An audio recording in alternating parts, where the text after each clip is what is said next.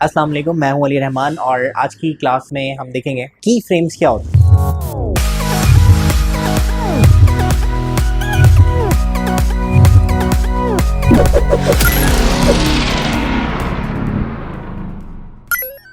की फ्रेम्स क्या होते हैं? देखें, की फ्रेम्स ये होते हैं कि आप किसी ऑब्जेक्ट को कोई स्टेट बताना चाहते हैं। जैसे ये माउस है अगेन, और मैं इसको ऐसे मूव करवाना चाहता हूँ, मैं इसको रोटेट करवाना चाहता हूँ इस तरह से।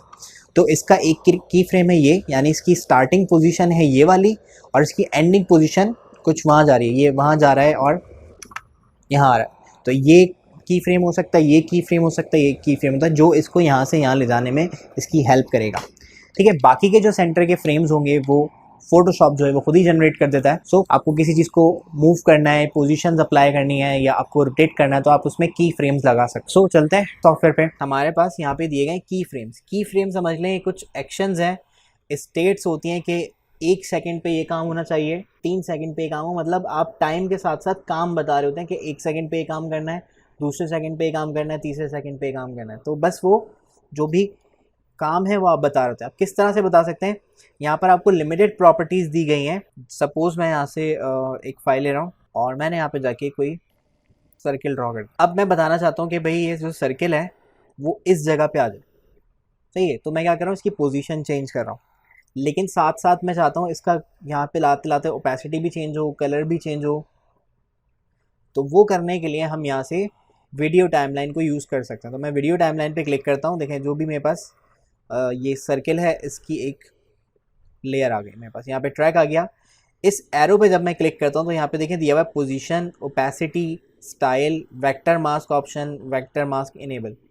सही है, मैं क्या करूँगा, मैं इसको राइट क्लिक करके कन्वर्ट टू स्मार्ट ऑब्जेक्ट कर दूँगा। जब हम स्मार्ट ऑब्जेक्ट पढ़ रहे थे तो मैंने आपको बताया था कि स्मार्ट ऑब्जेक्ट का एनिमेशन में भी एक फ़ायदा होता है। तो फ़ायदा क्या है, देखें यहाँ पे अभी दिया हुआ है पोजीशन। मैं अगर इसको स्मार्ट ऑब्जेक्ट कर देता हूँ तो ये बन जाएगा ट्रांसफॉर्म। दोनों का फ़ायदा क्या होता है, मास्क वो चला गया, मास्क से आप बहुत अच्छे से बहुत ज़्यादा एनिमेशन कर भी नहीं सकते। तो ट्रांसफॉर्म में आपको फ़ायदा ही होता है, पोजीशन का मतलब होता है जगह चेंज करना, सिर्फ आप उससे जगह चेंज कर सकते थे। लेकिन अगर आपने स्मार्ट ऑब्जेक्ट बना दिया उस लेयर को या किसी भी लेयर को, तो आप उसकी पोजीशन भी चेंज कर सकते हैं, साइज़ भी चेंज कर सकते हैं और रोटेट भी कर सकते हैं। ठीक है, तो सपोज़ मैं इसको कंट्रोल टी प्रेस करके इसको मैं कुछ ऐसा कर देता हूँ ताकि रोटेट करूँ तो वो नज़र आए, वरना सर्किल होता तो पता नहीं चलता कि रोटेट हो भी रहा है या नहीं। तो मैंने इंटर प्रेस कर दिया। अच्छा, अब मैं जाता हूँ की फ्रेम कैसे लगाते हैं। देखें, यहाँ पर ही आपको छोटी छोटी स्टॉप वॉचेस नज़र आ रही हूँ। ट्रांसफॉर्म का मतलब है कि आप कोई शेप चेंज करना चाह रहे हैं, इसकी मतलब साइज चेंज करना चाह रहे हैं, रोटेट करना चाह रहे हैं या जगह चेंज करना चाह रहे हैं, तो ट्रांसफॉर्म। ओपेसिटी सबको पता है क्या होता है। एंड स्टाइल जो है वो आपके जो लेयर स्टाइल्स होते हैं, आपने यहाँ से कोई स्टाइल यूज़ करना है, ये जो आपके पास कलर ओवरले, ग्रेडियंट ओवरले, ये सब होता है, तो ये भी आप चेंज कर सकते हैं। ठीक है, सो मैंने अभी तीनों पे कीज़ लगा दी। इस स्टॉप वॉच पे आप क्लिक करेंगे तो की फ्रेम्स लग जाएंगे।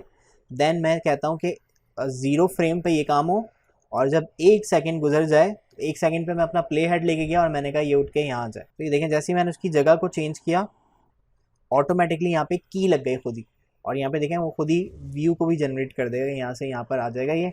प्लस मैं चाहता हूँ इसकी ओपेसिटी चेंज हो जाए, यहाँ आते आते ये गायब हो जाए, तो मैंने इसकी ओपेसिटी ख़त्म कर दी, तो ये वहाँ से चलेगा लेकिन यहाँ आते आते आते आते गायब हो जाएगा। सही है, ओपेसिटी हम बिल्कुल ख़त्म नहीं करते, मैं इसकी ओपेसिटी 60% कर देता हूँ, तो यहाँ से चलेगा लेकिन यहाँ आते आते कम हो जाएगी ओपेसिटी। प्लस मैं चाहता हूँ ये अपना कलर भी चेंज कर ले, तो मैं यहाँ आके एक स्टाइल, ज़रूरी नहीं है कि आप तीनों ही लगाएंगे तो एनिमेशन बनेगी, ये सिर्फ मैं आपको लगा के दिखा रहा हूँ कि आप इन तीनों को एक साथ यूज़ कर सकते हैं। ठीक है, तो अब मैं इसको प्ले करता हूँ तो वहाँ से चलेगा और यहाँ आते आते ये इस तरह से प्ले हो गया। फिर मैं कहता हूँ यहाँ आने के बाद 2 सेकंड बाद, मतलब 1 सेकंड पे ये हो, और समझ लें 1 सेकंड के बाद जब 20 फ्रेम्स गुजरे तो आप यहाँ चले जाओ, कंट्रोल टी से इसका मैंने कहा साइज़ इंक्रीज़ हो जाए।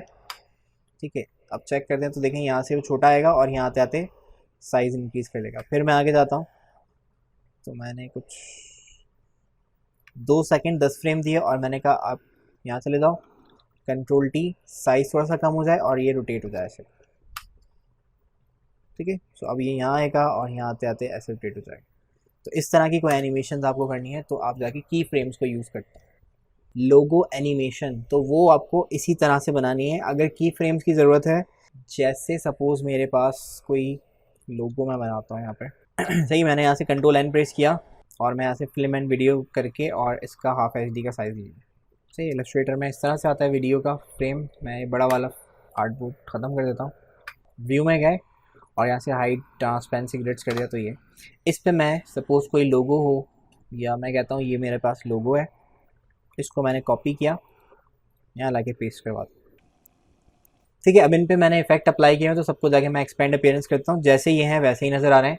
और सपोज़ मैं इसमें कुछ टेक्स्ट टाइप कर लिया मैंने, ठीक है, फॉन्ट साइज़ बढ़ा दिया और उसको मैं यहाँ से जाके बहुत बेसिक सी आपको एनिमेशन करनी है लोगों की, बहुत ज़्यादा ऐसा नहीं कि आप बहुत कोई हाई फाई एनिमेशन एक्सपेक्ट कर रहे हो। ठीक है, मैंने बनाया।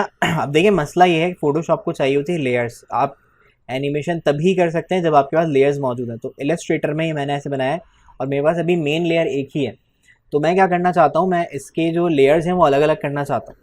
सो मैं यहाँ पे जाऊँगा, देखिए ये अलग लेयर है, ये अलग लेयर है, ये अलग लेयर। अगर आपकी कोई चीज़ है ग्रुप की फॉर्म में, तो आप उनके ग्रुप को जो है अनग्रुप कर लें। या अगर कोई चीज़ अनग्रुप्ड है लेकिन आपको लगता है कि ये सब एक साथ मुझे एनिमेट करनी है, पहले तो आपके पास प्लान होना चाहिए कि आप एनिमेट करना किस तरह से चाहते हैं। सही, सो मैं चाहता हूँ बस ये सारी चीज़ें जो है ना वो अलग अलग मिल जाएँ। इसको भी मैं क्रिएट आउटलाइन करके टेक्स्ट में कन्वर्ट कर लेता हूँ। टेक्स्ट को शेप में कन्वर्ट कर लिया मैंने एंड इसको सेंटर लाइन कर, ठीक है। थोड़ा सा मुझे ये सही है बस। अब देखें ये जो भी मेरे पास ऑब्जेक्ट्स हैं, ये पता नहीं कौन सा ग्रुप है, सही कुछ ग्रुप जैसा दे रहा है, चलिए कोई बात नहीं। ठीक है, देखिए इस लेयर पे गया, मैं चाहता हूँ इसके अंदर जो सब लेयर्स हैं वो मेन लेयर्स बन जाए। तो इस लेयर पे क्लिक किया और यहाँ से जाके मैंने इसको कर दिया release to layer into sequence. तो सीक्वेंस में करने के बाद देखें हर लेयर अलग हो गई, ये लेयर अलग हो गई, ये अलग लेयर अलग, अभी उस मेन लेयर के अंदर ही है लेकिन ये आपकी मेन लेयर्स बन गई हैं। इसको उठा के आप बाहर कर देंगे तो ये बाहर आ जाएंगे और इसको मैंने बंद कर दिया। ठीक है, अब आप इस यहाँ से ही नाम लिख लें या फोटोशॉप में जाके नाम रख सकते हैं। मैंने इस पर डबल क्लिक किया, इसको नाम दे दिया जी, इसको नाम दे दिया मैंने डार्क ग्रीन। ठीक है, अब इसको सेव कैसे करेंगे अपने लोगों को, जो भी ये लोगो आपने बनाया होगा, अब आप उसको एनिमेट करने के लिए जाना चाहते हैं। सबसे पहला स्टेप उसको लेयर्स में कन्वर्ट करें। दूसरा स्टेप फाइल में जाएं, इलस्ट्रेटर की फाइल में सेव नहीं करना है, आपको फोटोशॉप में सेव करना है। तो एक्सपोर्ट करें। सही है, आप अगर पुराना वर्जन यूज़ करें तो बस एक्सपोर्ट ही करना है आपको। एक्सपोर्ट पे क्लिक करेंगे तो आपके पास ये पैनल आ जाएगा। सही, जैसे आप जैपेक बनाते हो, तो जैपेक की बजाय अब आपको बनानी है पीएसडी, फोटोशॉप की फाइल, पता नहीं कौन सा लोगो, तो मैं इसको जी लोगो के नाम से एक्सपोर्ट करवा दिया। सही है, अभी आपसे पूछेगा आपको राइटेबल लेयर चाहिए या एक फ्लैट इमेज चाहिए, तो उसको फ्लैट इमेज मत कीजिएगा, राइट लेयर पे रखना है ताकि आपकी ये लेयर्स फोटोशॉप भी रीड कर सके। तो मैंने इसको ओके किया, एक्सपोर्ट होगा। सही है, एक्सपोर्ट हो गई पिक्चर। अब मैं जाऊंगा फोटोशॉप में और फोटोशॉप में जाके इस फाइल को मैं ओपन कर लूँगा। फाइल सही, यहाँ पे कोई फाइल नहीं आ रही तो यहाँ ओपन 3ds हुआ है, इसको मैं फोटोशॉप की फाइल मुझे ओपन करनी है, पता नहीं क्यों चेंज हुआ है। ऑल फॉर्मेट्स करके जी लोगो आ रहा है, इस पर मैंने डबल क्लिक किया तो देखिए जो लेयर्स मैंने वहाँ बनाई थी एज इट इज़ यहाँ पर आपको मिल रही है। हाँ, कुछ ग्रुप हैं लेकिन मैं सबको क्या करूँगा, मैं राइट क्लिक करके convert to smart object, right click करके कन्वर्ट टू स्मार्ट ऑब्जेक्ट। इस तरह से मैं सबको स्मार्ट ऑब्जेक्ट बनाऊँ, ऑल्टर एल एस एस। ठीक है, और नीचे जाके मैं यहाँ से एक वाइट कलर की या जो भी आपको बैकग्राउंड रखना है अपने लोगों का वो मैंने क्लियर ले ली।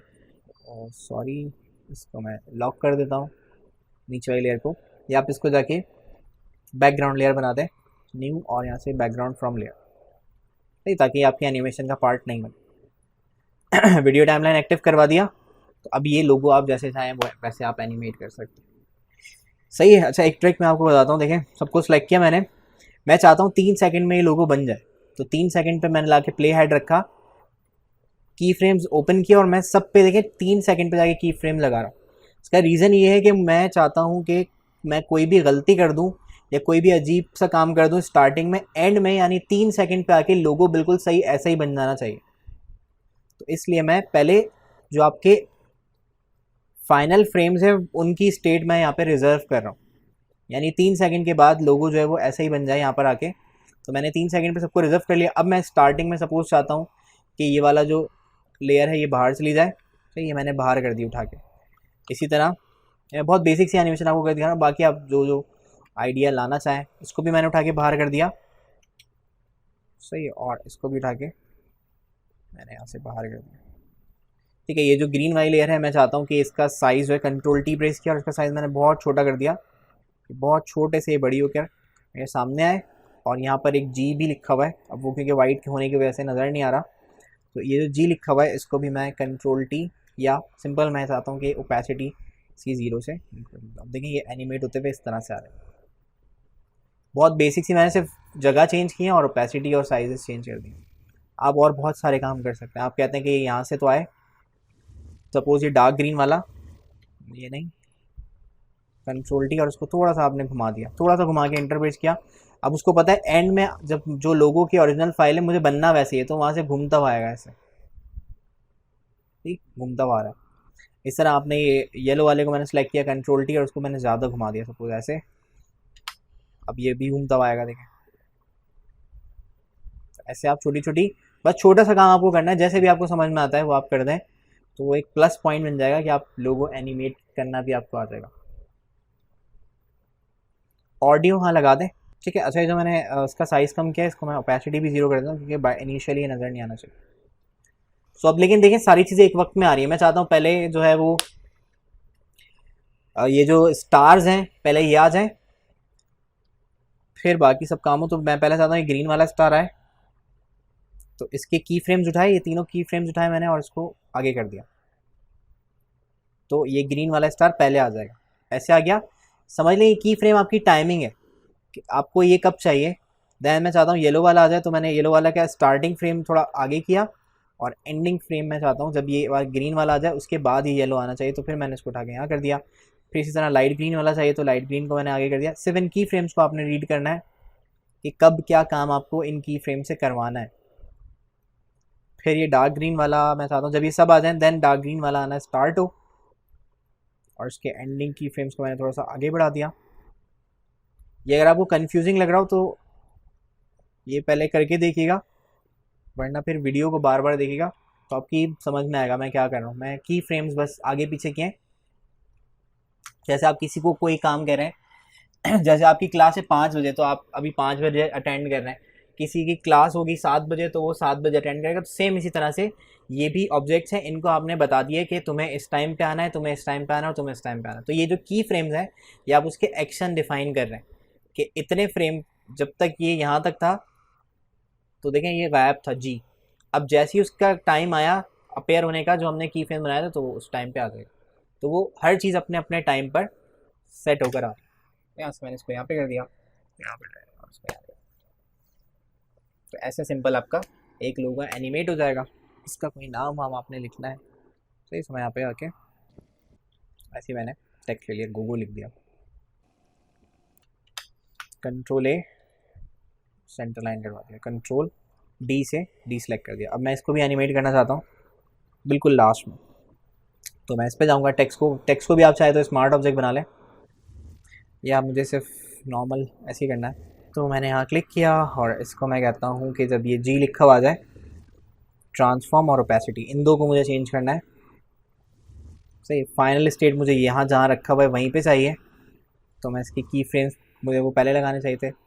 अब मैं आता हूँ और मैंने कहा कि थोड़ा सा ऊपर से आए लेकिन इसकी ओपेसिटी 0, यानी ऐसा लगे ऊपर से गिर रहा है, ट्रांसपेरेंसी, ठीक है। तो इस तरह से ही चलेगा। बाकी फिर आपके स्टे के फ्रेम्स अगर आप इनको कम करना चाहते हैं, वैसे बहुत आगे तक चला गया तो इसको मैंने कम कर दिया, तो आपके ऊपर डिपेंड करता है, ठीक है। सो आप अब जिसका जैसा लोगो बन रहा है वो उसके हिसाब से थोड़ा दिमाग लगाए। अब जैसे इसमें तीनों लेयर्स अलग अलग थी, अगर आपका टेक्स्ट है तो आप सिंपल सी एनिमेशन करनी है, बहुत ज़्यादा एडवांस भी नहीं करनी है, बस इतना काफ़ी। जब आप किसी को ऐसे लोगों में देंगे तो थोड़ी अट्रैक्शन आती है कि अच्छा ऐसे एनिमेट भी कर सकते हैं। अगर आप टेक्स्ट को रैप करवाना चाहते हैं, रैप का मतलब होता है कि आप उसको कोई स्टाइल देना चाहते हैं टेक्स्ट को, जैसे गूगल लिखा हुआ है यहाँ तक मैं लाया और मैंने कहा टेक्स्ट रैप यहाँ तक ऐसे ही हो, आगे जाके मैंने कहा 3 सेकंड पे थोड़ा सा टेक्स्ट रैप चेंज हो जाए। टेक्स्ट रैप कैसे अप्लाई करेंगे? पहली बार टेक्स्ट रैप तब आएगा जब आपका वो जो लेयर है वो टेक्स्ट की फॉर्म में, अगर आपने स्मार्ट ऑब्जेक्ट बना दिया फिर नहीं कर सकते। कंट्रोल टी मैंने प्रेस किया, सही है, और यहाँ पे राइट क्लिक करके आपको ऑप्शन मिलता है वार्प का, सही है। तो टेक्स्ट वार्प कर दिया आपने, इंतज़ार किया और यहाँ पे ऊपर दिया हुआ आपको आर्क, या और दूसरे भी आप काम कर सकते हैं। यहाँ से बल्ज कर दिया आपने और इंटरपेस कर दिया। सो ये थी आज की क्लास, होप आपको पसंद आई होगी, समझ में आई होगी। अगर कोई आपका सवाल है या आप कोई सजेशन देना चाहते हैं तो आप कमेंट कर सकते हैं, और चैनल को सब्सक्राइब कर लीजिए और बेल आइकन को हिट कर लीजिए ताकि आपको बाकी की सारी वीडियोस मिलती रहे। अपना ख्याल रखिएगा, मिलते हैं नेक्स्ट क्लास में। अल्लाह हाफ़िज़।